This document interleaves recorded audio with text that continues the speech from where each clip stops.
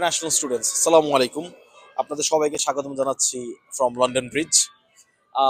একটা খুব phenomenon topic এখন সব জায়গাতেই ডিসকাশন হচ্ছে যে ইউকেতে স্টুডেন্ট ভিসা কেন এত লেট হচ্ছে, এবং ইউকেতে কি স্টুডেন্ট ভিসা বাংলাদেশ থেকে এখন দেয়া বন্ধ করে দিয়েছে, ইউকেতে কি বাংলাদেশ থেকে স্টুডেন্ট ভিসা পাওয়া যাচ্ছে না, এরকম নানান কথাবার্তা এই জানুয়ারি ইনটেক থেকে আমরা শুনছি এবং দেখেছি কিছু practical reason.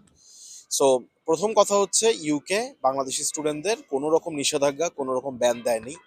They are still approving the visas for Bangladeshi students, but হ্যাঁ, ক্রাইটেরিয়ার বেশ বড় মাপের কিছু পরিবর্তন এসেছে। সো এটা নিয়ে আজকে কুইক কিছু ব্রিফ দিব যাতে আপনাদের সামনের মে ইনটেকের জন্য প্রস্তুতি নিতে সুবিধা হয়।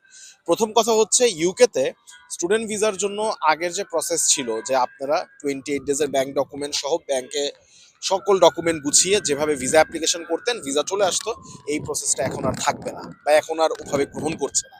নাও the students needs to provide source of fund, অর্থাৎ ফাইন্যান্সিয়াল ডকুমেন্টসের যত রেলিভেন্ট ডকুমেন্ট আছে। কোনো স্টুডেন্ট যদি জব করে তার জবের সকল সাবস্টেন্সিয়াল ডকুমেন্ট, কোনো স্টুডেন্ট যদি তার বাবাকে স্পন্সর দেখায় বা মাকে স্পন্সর দেখায় সেটা justification document, source of fund, proof of fund এবং একটা proper explanation of the education sponsorship, এই জিনিসটা এখন থেকে ইউকেভিআইতে সাবমিট করতে হবে। কারণ আমরা লাস্ট দিন থেকে দেখেছি বেশ কিছু স্টুডেন্টদের স্টুডেন্ট ভিসা অ্যাপ্লিকেশন সাবমিট করেছি আমরা 1 মাস 1.5 মাস আগে, কিন্তু পরবর্তীতে অ্যাডিশনাল ডকুমেন্টসে হোম অফিস এই ডকুমেন্টগুলো আস্ক করে। সো এইটাতে এখন থেকে স্টুডেন্টদের আমি রিকোয়েস্ট করবো আপনারা এই জিনিসগুলো সহ ভিসা অ্যাপ্লিকেশন করেন।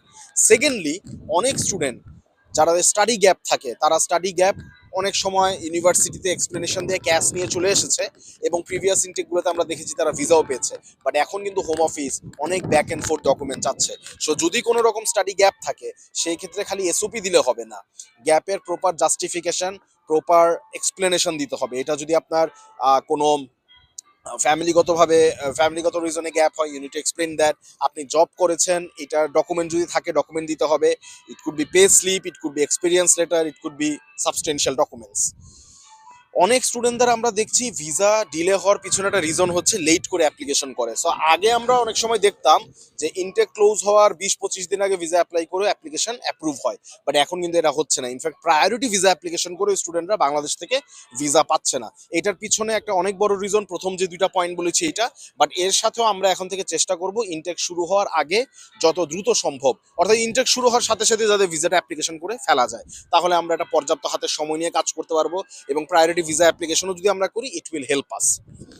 সাবজেক্ট চুজিং এর ব্যাপারে স্টুডেন্টদের এই ইনটেক থেকে আরো সচেতন হতে হবে। যদি কেউ কোনো কারণে সাবজেক্ট চেঞ্জ করতে চান, অর্থাৎ তার ট্রেড, যেই ব্যাকগ্রাউন্ডে আপনি পড়াশোনা করেছেন বা যে ব্যাকগ্রাউন্ডে আপনি জব করেছেন, আপনি ডিফারেন্ট ব্যাকগ্রাউন্ডে যেতে চাচ্ছেন, substantial evidence, motivation to study, এই জিনিসগুলো প্রপারলি মেনশন করতে হবে এবং জাস্টিফাই করতে হবে।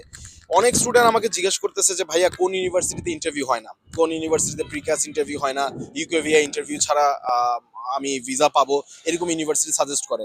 আসলে ভাইয়া এবং আপুরা এই জিনিসটা কোনোভাবেই কোনো কনসালটেন্ট ডিটারমাইন করতে পারবে না, কারণ ইউকের প্রতিটা ইউনিভার্সিটি কম বেশি প্রিক্যাস ইন্টারভিউ নিচ্ছে এবং কোন স্টুডেন্টের যে ইউকেভিআই ইন্টারভিউ হবে এবং কার যে ইউকেভিআই ইন্টারভিউ হবে না এটা বলা খুবই কঠিন।